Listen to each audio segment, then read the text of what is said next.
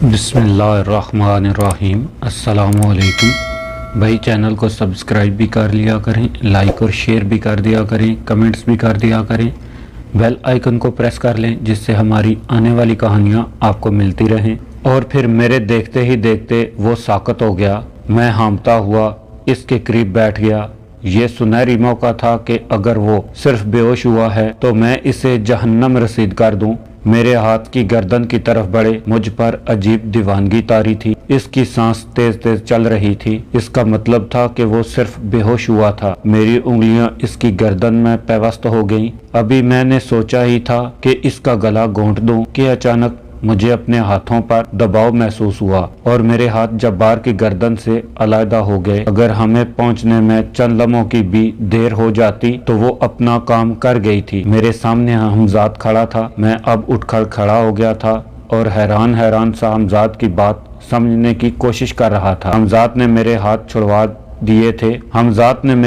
छुड़वा दिए थे। जब्बार ने मुझे मारने की कोशिश की थी। मैं खोए खोए से लहजे में बोला, मगर तुम तो कुछ और ही कह रहे हो। तुमने मुझे उलझा दिया है। मेरी सांस अब भी फूली हुई थी। हमजाद ने मेरी बात को नजरअंदाज करके किसी नादीदा वजूद को मुखातब किया। जब्बार को उठाकर मिसारी पर डाल दो और जल्द से जल्द होश में लाने की कोशिश करो। हमारे पास वक्त कम है। मेरा हमजाद जब्बार के हमजाद को देखने का आहिल था, लेकिन मैं नहीं। मैंने अंदाजा लगाया कि यकीनन मेरा हमजाद जब्बार के हमजाद से मुखातब है। इस लम्हे जब्बार का बेहोश जिस्म फिजा में बुलंद हुआ और आहिस्ता से मसहरी पर आ रहा। मैं अभी तक सख्त उलझन में था कि ये सारा मुअम्मा क्या है। हमजाद ने आज तक ऐसा नहीं किया था कि मेरे किसी दुश्मन को माफ कर दिया हो। जब्बार के चेहरे पर अभी पानी के छींटे पड़े थे, मगर वो अभी तक बेहोश था। इसका निचला ओंठ भी फट गया था, जिससे अब भी खून रिस रहा था। मेरे अंदाजे के मुताबिक जब्बार को कुछ देर बाद होश आ जाना चाहिए। हमजाद ने कहा, गलती दरअसल मुझसे हो गई कि यहाँ से रवाना होते वक्त आपको मोहतात रहने के लिए ना कह सका, लेकिन मुझे ये तवक्को हरगिज नहीं थी कि वो इस हद तक बढ़ जाएगी। तुम साफ साफ बताओ क्या मामला है। मेरी उलझन बढ़ती जा रही है। मैंने हमजाद से कहा, पहले मेरा ख्याल था कि ये इल्म हो जाने के बाद कि अब इसके मुकाबले पर एक हमजाद नहीं बल्कि दो हमजाद हैं। वो अपनी हिफाजत के बारे में फिक्रमंद होगी और कोई हमला नहीं करेगी, मगर मेरा ये ख्याल गलत साबित हुआ। यहाँ मेरी गैर मौजूदगी में जो कुछ हुआ मैं इससे बेखबर नहीं हूँ, न इस वक्त जब यहाँ सब कुछ हो रहा था, लेकिन इस वक्त इसने हमें खुद एक मुसीबत में फंसा रखा था। दरअसल हुआ ये कि हम जैसे ही यहाँ से रवाना हुए इसे ये मौका हाथ आ गया। मैं जो कुछ कहने वाला हूँ इसकी तस्दीक जब्बार के बयान से भी हो जाएगी। हाँ, तो मैं ये अर्ज कर रहा था कि किसी ने आप दोनों को तन्हा देखकर ये मंसूबा बनाया कि क्यों ना आप दोनों को आपस में लड़वा कर किसी एक को ठिकाने लगवा दे। इसके लिए इसने अपनी पुरस्कार कुव्वतें आजमाई और आपको फरेब नजर में मुब्तला कर दिया। फिर जो कुछ हुआ इस फरेब नजर का करिश्मा था। जब्बार ने आप पर हरगिज हमला नहीं किया था। आप दोनों आपस में भिड़ गए, यही मापारा का मकसद था। फिर अपनी पुरस्कार कुव्वतों ही के जरिए इसने आपको तैश में मुब्तला कर दिया। आप ये जुनूनी कैफियत से तारी हो गई, यहाँ तक कि आप बेहोश जब्बार का गला घोंटने तक पर आमादा हो गए। हर चंद के ये आपकी फितरत और मिजाज के खिलाफ है। आम हालात में आप कभी ये पसंद न करते कि एक बेहोश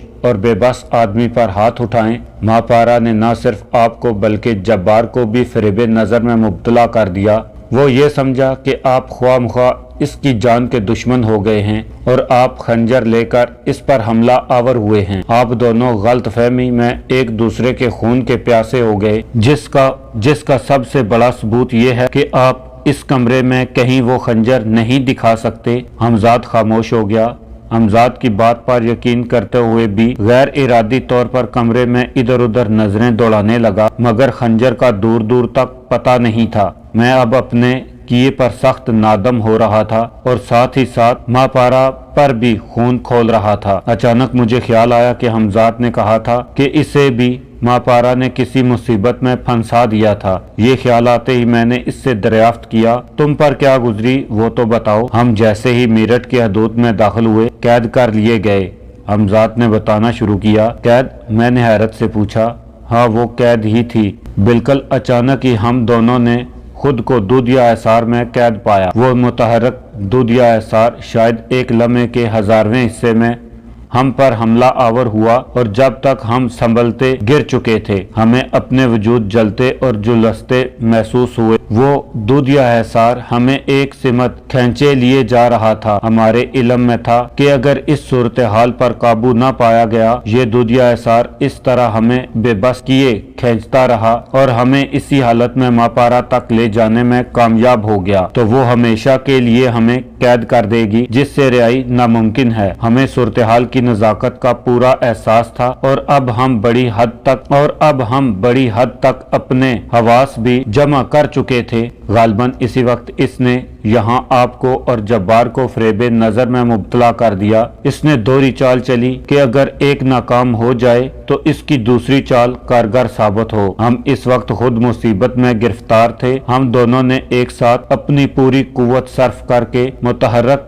हिसार को आगे बढ़ने से रोक दिया मगर अब इससे बाहर निकलने के लिए हमें कुछ करना था जिसके लिए एक खतरा मोल लेना जरूरी था। वो ये कि कोई एक सिर्फ चंद लम्हे तन्हा इस हिसार को बर्दाश्त कर ले। जाहिर है ये कुर्बानी मुझे ही देनी पड़ी। जब्बार के हमजाद को मैंने हिसार से बाहर धकेल दिया। इसने हिसार से निकलते ही अपने गिर्द एक दूसरा हिफाजती एसार खींचा और दूधिया एसार की तरफ लपका जिसे तन्हा रोके रखना मेरे बस में नहीं था। फिर जब्बार के हमजाद ने मुझे इस मौत के शिकंजे से बाहर खींच लिया और मैंने भी इससे निकलते ही फौरन हिफाजती एसार का सहारा लिया। अब हम दोनों महफूज थे लेकिन इस अरसे में यहाँ बात बहुत आगे बढ़ चुकी थी। यानी आप जब्बार की जान लेने के दर पे हो गए थे। हम सब कुछ छोड़ छाड़ कर इधर लपके के कहीं आप जब्बार को खत्म न कर दें, इसलिए कि जब्बार के खत्म होते ही इसका हमजाद आजाद हो जाता फिर इससे काम लेने का मुझे कोई हक नहीं रहता। हमजाद पूरी बात बताकर खामोश हो गया। हमजाद की गुफ्तगू सुनकर मेरे जहन में आंधियां सी चलने लगी। अभी हमने सिर्फ मेरठ जाने का कसद किया था, रवाना नहीं हुए थे। इस पर इतना सख्त मार्का हुआ था। मेरठ पहुंचकर तो शायद मापारा हमें एक लम्हे भी सुकून नहीं लेने देगी। मैं ख्यालों में खो गया। मेरे ख्याल को हमजाद ने भी पढ़ लिया। वो कह रहा था आप फिक्रमंद होने में हक बजानिब है लेकिन कोई ऐसी तशवीशनाक बात नहीं कि हम अपना इरादा मुलतवी कर दें और बेदार ज़हन रखने की जरूरत है। इसी वक्त जब्बार ने करा कर करवट बदली। फिर चंद लम्हों बाद ही वो फटी फटी आंखों से चारों तरफ देखने लगा। मुझ पर नजर पड़ते ही जैसे इसे बिच्छू ने डंग मार दिया। वो एकदम उछल कर बैठ गया लेकिन मैं पुरसुकून रहा। वो छोटे छोटे कदम उठाता हुआ मसहरी के करीब जाकर रुक गया। मैं जानता था कि इसके सारे हंगामे के बावजूद मेरे लिए इसके दिल में कुछ न कुछ एहतराम जरूर बाकी है, वगरना मैं इसकी जगह होता तो अब तक इस पर हमला कर चुका होता। फिर हंगामा आराई की इब्तदा भी मैंने ही की थी। वो इस सारे हंगामे के पसे मंजर से ला इलम था जिससे हमजाद ने मुझे आगाह कर दिया था। इसलिए पहले तो जरूरी ये था कि मैं इसे सारी बात बताऊं और फिर अपनी गलती की इससे माफी मांग लूं। मेरे दिल में इस वक्त इसके लिए रहम के जज्बात उमड़ रहे थे। मैं मसहरी पर बैठ गया और निहायत नरम लहजे में इससे मुखातब हुआ। जो कुछ हुआ इसमें तुम्हारा कसूर है ना मेरा। लेट जाओ, तुम जख्मी हो, तुम्हें आराम की जरूरत है मेरे भाई। मेरे इन अल्फाज का इस पर अच्छा रद्द अमल हुआ और वो लेट गया। फिर मैंने इसे तमाम वाकयात से आगाह कर दिया और आखिर में इसका हाथ अपने हाथ में लेकर रिक्कत भरे लहजे में बोला, मुझे माफ कर दो जब्बार, माफ कर दो। मैंने वाकई तुम्हारे साथ बहुत ज्यादती की मगर जैसा कि मैं तुम्हें बता चुका हूँ, जो असबाब मैंने अभी तुम्हें बताए हैं इनकी रोशनी में हम दोनों में से कोई कसूरवार नहीं ठहरता। फिर जब्बार ने एक और ही कहानी सुनाई। इसने बताया कि इसे महसूस हुआ कि मैं अचानक टहलते टहलते जैसे ही मुड़ा तो मेरे हाथ में खंजर था। अभी जब्बार कुछ समझ भी ना पाया था कि मैंने इस पर छलांग लगा दी और खंजर इसके सीने में पेवस्त करना चाहा। फिर जब्बार अपनी जान की हिफाजत के लिए मुझसे नबर्द आजमा हो गया। मुसलसल 1 घंटे की निगहदाश्त के बाद जब्बार इस काबिल हो सका कि अपने पैरों पर खड़ा हो सके। रात आधी से ज्यादा बीत चुकी थी जब मैं और जब्बार मेरठ जाने के लिए अपने हमजाद के हमरा बाहर निकले। चारों तरफ साए साए करती हुई तेज हवा थी। अंधेरे में कुछ दिखाई नहीं दे रहा था कि हम किस तरफ जा रहे हैं। हम फिजा में तैरते हुए ताजमहल के करीब से गुजरे और जमुना पार कर गए। फिर लम्हा बलम्हा हमारी रफ्तार तेज से तेज तर होती गई। चंद ही लम्हों में हम अकबर आबाद को बहुत पीछे छोड़ चुके थे। जब्बार के लिए ये पहला तजर्बा था, फिर वो जख्मी हालत में भी था, इसलिए एहतियातन मेरे हमजाद के मशवरे पर जब्बार के हमजाद ने इसे वक्ती तौर पर बेहोश कर दिया था और इसके बेहोश जिस्म को लेकर मेरे साथ साथ मैं वे परवाज था। मुझे मेरा हमजाद संभाले हुए था। मैंने दानिस्ता बेहोश होना नहीं चाहा था। शायद इसी सबब इन दोनों की रफ्तार इस हद तक थी जिस हद तक मेरे लिए काबिल बर्दाश्त हो, लेकिन इसके बावजूद मुझे खौफ महसूस हो रहा था। यूं समझ लो जैसे जदीद अहद का कोई तेज़ रफ्तार त्यारा परवाज कर रहा हो, जिसका तस्वर भी इस ज़माने में मुहाल था। मुझे अब याद नहीं कि मेरठ पहुंचने तक कितना वक्त लगा, लेकिन इतना एहसास ज़रूर है वो अरसा बहुत थोड़ा था। मेरठ से कुछ पहले ही जब्बार को होश में ले आया गया था। चलने से पहले हमजाद ने मशवरा दिया था कि सबसे पहले मेरठ पहुंचकर कहीं पनाह ली जाए, क्योंकि अभी वो पूरे तौर पर ये मालूम नहीं कर सका था कि मापारा ने क्या क्या हिफाजती इंतजामात किए हैं। जब तक इनके बारे में पूरी तरह इल्म न हो, इस पर हाथ डालना खतरनाक हो सकता है। इस सिलसिले में जब्बार ने बताया था कि खैर नगर दरवाजे में इसका एक जवारी दोस्त है जो तन्हा रहता है, वहाँ छुपा जा सकता है, क्योंकि पुलिस की नजरों से बचना भी बेहद जरूरी था। मुझे तहज्जुब सिर्फ इस बात पर था कि रास्ते में मापारा ने हम पर कोई हमला क्यों नहीं किया।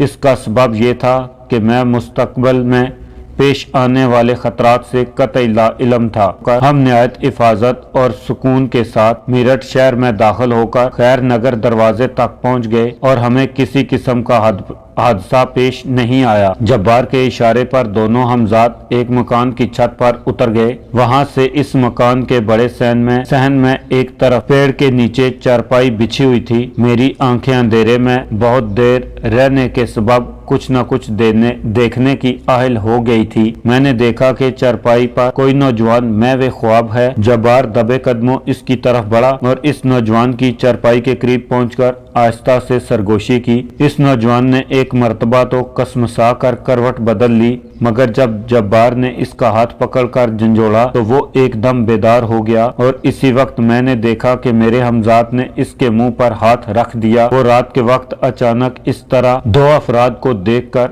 डर गया था और अगर हमजाद इसके मुंह पर हाथ ना रखता तो यकीनन इसकी चीख निकल जाती। होश में आओ कैसर, ये मैं हूँ तुम्हारा यार जब्बार। मगर इस वक्त तुम किस तरह आ गए? नौजवान हकलाया। हमजाद इससे पहले इसके मुंह पर से हाथ हटा चुका था। मैं तो दरवाजा बंद करके सोया था। नौजवान ने घबराए हुए लहजे में कहा, फिलहाल ये बहस छोड़ो और हमारे सोने का इंतजाम करो, बकाया बातें सुबह होंगी। जब्बार ने कहा। नौजवान बामुश्किल अपनी चारपाई से उठा और सामने दालान से गुजरकर इसने कमरा खोल दिया जिसमें धीमी लो से लालटेन जल रही थी। नौजवान ने कमरे में घुसकर लालटेन की लो ऊंची की तो मैंने देखा कि कमरा खासा वसी व अरीज है, लेकिन चारपाई कोई नजर नहीं आ रही थी। नौजवान ने पहले एक चौकी पर रखे हुए कपड़े हटाए और फिर इस चौकी पर से दो गद्दे घसीट कर जमीन पर बिछाए। बुरा ना मानना, तुम तो जानते हो दोस्त के एक ज्वारी के घर में इससे ज्यादा और हो ही क्या सकता है। आज रात इस तरह गुजारा कर लो, जो होगा देखा जाएगा। मगर एक बात आप सुन लें, आप जब्बार के दोस्त हैं तो मेरे भी दोस्त हैं। किसी को कानों कान ये खबर नहीं होनी चाहिए कि जब्बार या और कोई शख्स आपके घर मेहमान है। ये आपके हक में भी बेहतर है और हमारे लिए भी। मैंने पहली मर्तबा जवान को मुखातब किया। नौजवान के चेहरे पर मेरी बात सुनकर एक लम्हे के लिए उलझन के आसार पैदा हुए और फिर नींद के जोंक में बेतरह कहता हुआ कमरे से निकलकर सहन में बिछी हुई अपनी चारपाई की तरफ चल दिया। अंदर से दरवाजा लगा लो जब्बार और लालटेन की लो कुछ मद्धम कर दो। मगर जब्बार मेरी बात का जवाब देने के बजाय हवा में हाथ नचाता हुआ अपने मखसूस अंदाज में बाएं जानिब देखकर बोला, तूने मौका मिलते ही फिर मेरी जान खाना शुरू कर दी। अभी जरा सुकून का सांस तो लेने दे, जरा मुझे चैन से लेट तो जाने दे। देख नहीं रहा है भाई करामत ने मेरी क्या हालत बना दी है। मैं जब्बार की बात सुनकर दिल ही दिल में शर्मिंदा भी हुआ और खुश भी। खुश इसलिए कि जब्बार के लहजे में तशनगी थी। अब वो अपने हमजाद से इतना घबराया हुआ नहीं था।